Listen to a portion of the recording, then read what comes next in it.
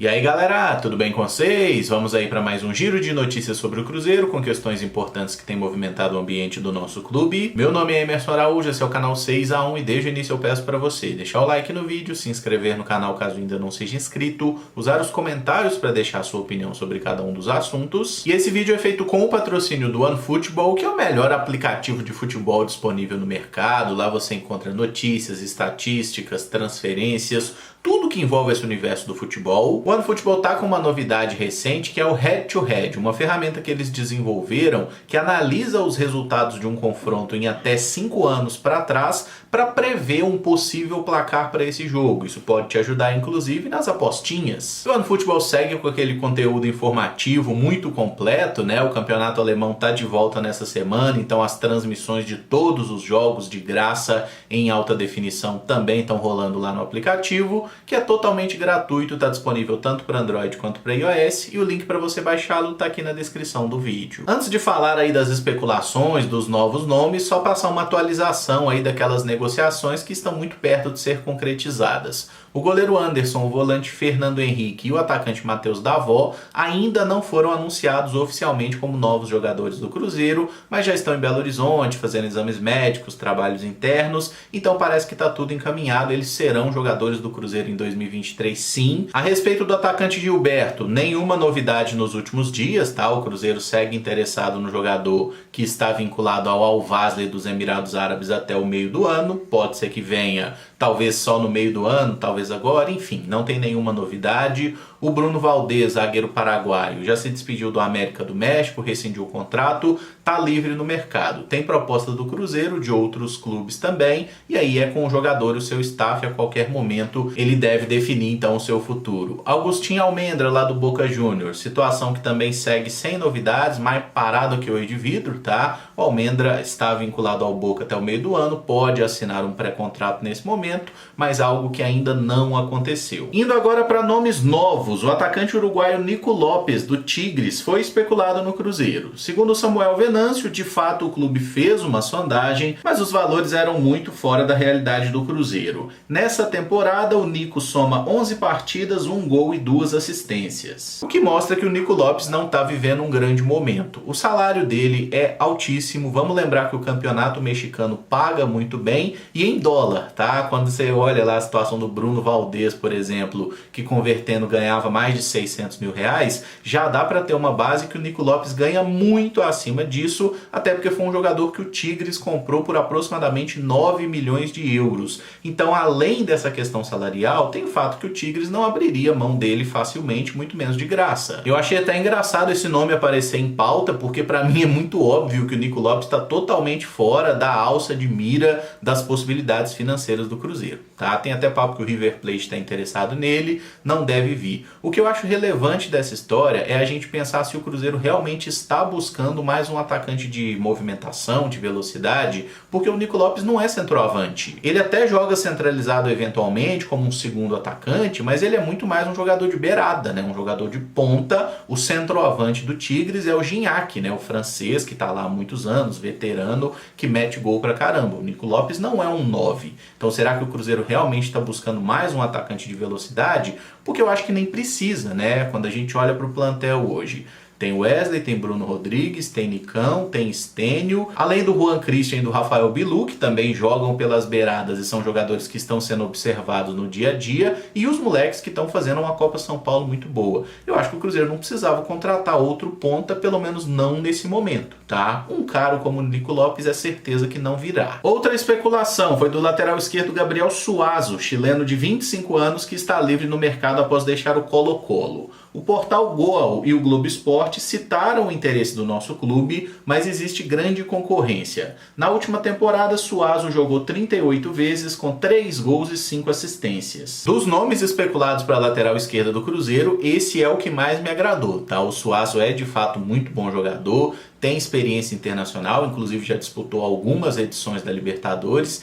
Ele estava sobrando na turma lá no campeonato chileno, tá? Tava jogando muito bem, agora está livre no mercado, mas a prioridade do atleta é jogar no futebol europeu. Aqui do Brasil, o Fluminense e o Fortaleza já mostraram interesse no jogador e o Olympiacos da Grécia também parece que está interessado. Nesse caso, tem concorrência, é difícil que ele venha para o Cruzeiro, até porque a gente sabe o Cruzeiro não é o time que tem o maior orçamento entre esses clubes envolvidos, e se o jogador quiser mesmo ir para a Europa e a proposta do Olympiacos for real, ele vai para lá. Agora, enquanto não assinou com ninguém, é uma opção de mercado, e se o Cruzeiro consegue trazer esse jogador, eu acho que seria uma aquisição excepcional, tá? Porque o Suaço, além de vir livre, né, o Cruzeiro não precisaria pagar nada ao Colo-Colo, ele já não tem contrato por lá. É um lateral que apoia bem, mas que tem uma noção defensiva muito boa também, os indicadores dele são bem positivos aí nos últimos anos, acho que seria uma ótima contratação. E atualmente o Suaço é inclusive titular da seleção chilena, tá? Durante esse 2022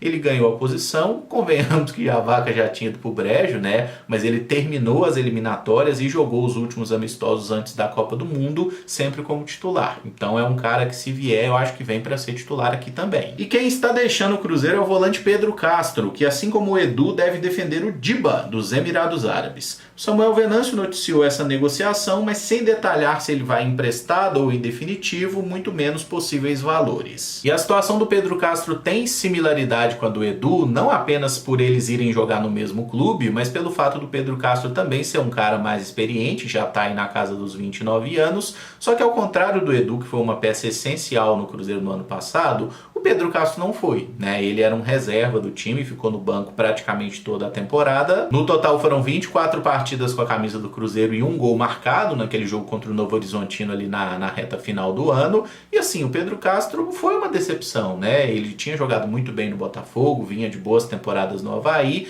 No Cruzeiro a coisa acabou não funcionando. Então, aparecendo uma negociação para ele agora, eu acho que pode ser o melhor para todo mundo, né? O cara vai ganhar um dinheiro, o Cruzeiro também se livra aí de um certo peso na folha salarial e abre um pouco mais de espaço para os volantes que a gente acabou de trazer. O Pedro tem contrato com o Cruzeiro até o final de 2023, veremos aí nos próximos dias se essa negociação é fechada, se dá tudo certo e se pinga um caraminguá aí na conta do Cruzeiro, né? Dinheiro é sempre bem-vindo, tomara que os árabes estejam aí com a carteira aberta e olhem o DVD do Pedro Castro até 2021, porque o de 2022 ficou meio fraquinho. Na Copa São Paulo, o Cruzeiro venceu o Penapolense por 3-0 neste domingo e fechou a primeira fase com 100% de aproveitamento, 3 vitórias, 14 gols feitos e apenas um sofrido.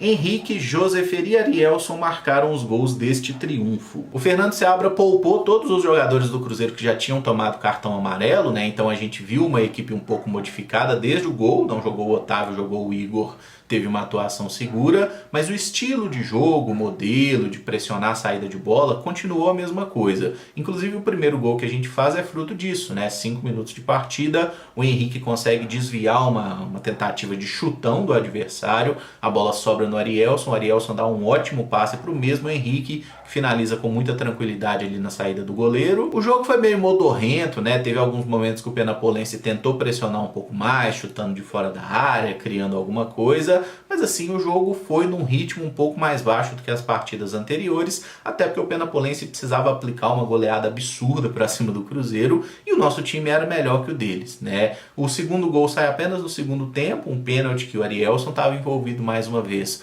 O Josefer bateu muito parecido com o pênalti do jogo anterior, o goleiro toca na bola, mas ela entrou. E o terceiro gol veio de uma grande arrancada do Denilson ali pela ponta esquerda, né? Não é o Denilson lá de 98, mas a jogada lembrou um pouco, avançando ali na correria. Ele não fez um cruzamento, né? Ele fez um passe para trás para o Arielson, achou ele completamente livre, finalização com categoria, 3-0 pra gente, assim, uma vitória inquestionável. O Cruzeiro fez uma primeira fase de Copa São Paulo muito boa. Parauapebas, Veloclube, Cuiabá ou Tupã. Um desses 4 times será o próximo adversário do Cruzeiro, né? Já na fase de mata-mata. E falei dos 4 porque quem ficar em segundo lugar nesse grupo, no grupo 9, enfrenta o Cruzeiro aí na primeira fase de mata-mata. E todos têm chance ainda nesse grupo, tá? É um grupo que está totalmente em aberto. A notícia ruim desse jogo de domingo é que o Robert saiu lesionado, né? Ele que é um jogador muito habilidoso, entrou no segundo tempo, entrou até bem na partida, acabou tomando uma trombada bem violenta ali, saiu com uma lesão no ombro, tomara que não seja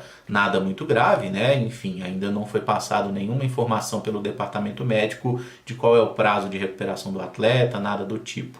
Mas tomara que o Cruzeiro siga fazendo essa boa campanha na Copa São Paulo, que a gente avance o máximo possível no torneio, né? E já deu pra gente ver alguns jogadores de muita qualidade. Acho que o Arielson merece ser destacado porque das 3 partidas ele fez gol nas 3, né? Ele é o camisa 9 do Cruzeiro, é um dos artilheiros da Copinha com 4 gols. E é natural que a gente fale um pouco mais do Juan Índio, por exemplo, porque é um menino de 16 anos que teve aquela estreia fulminante, dando assistências, deu assistência no segundo jogo também e ele não entrou na última partida. O Juan Índio ainda tem 16 anos, ele faz 17 nessa temporada. O Arielson tem 18, completa 19. Então quando a gente pensa até na questão de maturação, o Arielson provavelmente já esteja mais preparado para jogar no profissional e se ele tiver alguma chance no Campeonato Mineiro eu vou ficar muito feliz. E para fechar, o time feminino do Cruzeiro deve subir de patamar nessa nova temporada. Segundo o portal 11 Minas, que faz um ótimo trabalho na cobertura do futebol feminino, a volante Formiga, de 44 anos, deve ser um dos novos nomes das cabulosas. O Cruzeiro ainda não oficializou a contratação da Formiga, mas parece que as negociações estão de fato muito avançadas. As atletas começam a se reapresentar nessa semana para fazer os exames médicos e tudo mais.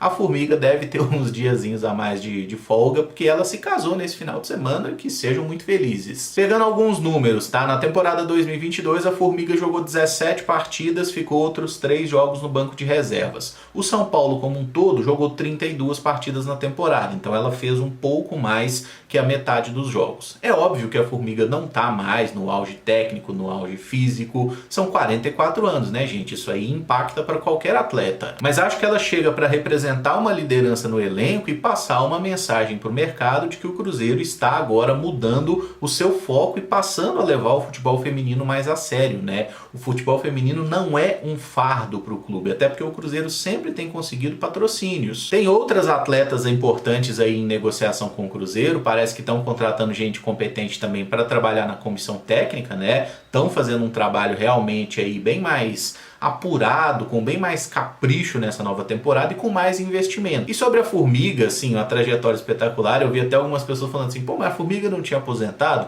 Ela aposentou apenas da seleção brasileira, tá? Nos clubes ela segue jogando normalmente. Foram mais de 230 jogos pela seleção brasileira, é a atleta com mais partidas, ela disputou 7 edições de Olimpíada e jogou 7 Copas do Mundo. É uma lenda do esporte e eu torço para que o Cruzeiro saiba trabalhar muito bem essa vinda da Formiga, com outras atletas também, para que a gente tenha não apenas o atrativo de uma grande jogadora, mas um time interessante, né, que não fique brigando contra o rebaixamento como aconteceu nas últimas temporadas, tá? Tô bem animado aí com esse futuro do Cruzeiro no futebol feminino. E para quem se interessa, quer conhecer, quer acompanhar um pouco mais do futebol feminino, não apenas do Cruzeiro, mas de outros clubes também, eu recomendo muito o portal 11 Minas, tá? O trabalho que é feito lá pela Nath Andrade, que eu conheço desde os tempos de Guerreiro dos Gramados aí, faz um trabalho muito legal. Ela que trouxe essas informações em primeira mão, né, tanto da Formiga quanto de outras atletas que estão chegando ao futebol mineiro. Então, eu vou deixar o link na descrição para quem quiser prestigiar. E encerro esse vídeo por aqui. Se você gostou, eu peço que deixe o like, se inscreva no canal caso ainda não seja inscrito e use os comentários para deixar a sua opinião sobre cada um dos assuntos.